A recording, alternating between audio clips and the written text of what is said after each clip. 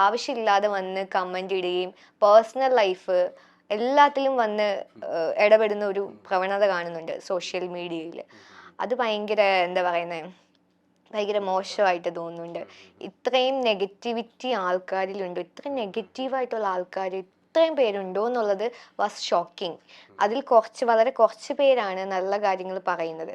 അങ്ങനെയുള്ള ആൾക്കാരും ഉണ്ട് കേട്ടോ. നല്ല കമൻസ് പറയുന്ന നമ്മളെ മോട്ടിവേറ്റ് ചെയ്യുന്ന ആൾക്കാർ ഇതിൻ്റെ ഇടയിലുണ്ട്, ട്രൂ ഫാൻസും ഉണ്ട്. പക്ഷെ ഇത്രയും മോശം കമൻസ് ഇടാൻ വേണ്ടി മാത്രമായിട്ട് ഇത്ര ആൾക്കാരുണ്ടെന്ന് അറിയുമ്പോഴാണ് നമുക്ക് okay, PR is a big thing എന്നെനിക്ക് മനസ്സിലാവുന്നത് പുറത്ത് വന്നിട്ടാണ്. അകത്ത് നിൽക്കുമ്പോൾ നമ്മൾ ഇതറിയുന്നില്ല, നമ്മൾ ഈ പറഞ്ഞു പോകുന്നതേ ഉള്ളൂ. ഇപ്പോഴും അകത്തുള്ള കണ്ടസ്റ്റൻസ് ഇതിനെപ്പറ്റി PR-നെ പറ്റി പറയുന്നുണ്ട്. അത് ഞാൻ പറഞ്ഞിട്ടല്ല കേട്ടോ. ഇനി അതും എൻ്റെ തലേ വരും. കാരണം ശരിക്കും അവരുടെ ടീമിനെ കൊണ്ട് നിൽക്കപ്പുറതിയില്ല. ഞാൻ കണ്ടസ്റ്റന്റിന്റെ പേരൊന്നും പറയുന്നില്ല, അവർ ചെയ്തോട്ടെ, പ്രൊമോട്ട് ചെയ്തോട്ടെ. പക്ഷെ ബാക്കിയുള്ള കണ്ടസ്റ്റൻസിൻ്റെയും അവരുടെ കാര്യങ്ങളൊക്കെ വെച്ചിട്ട് ഭയങ്കര മോശമായിട്ട് കമൻസ് ഇട്ടും പേഴ്സണൽ മെസ്സേജ് അയച്ചും പിന്നെ മാനിപ്പുലേറ്റ് ചെയ്തുള്ള കുറേ വീഡിയോസ് ഇട്ടുമാണ് ചെയ്യുന്നത്.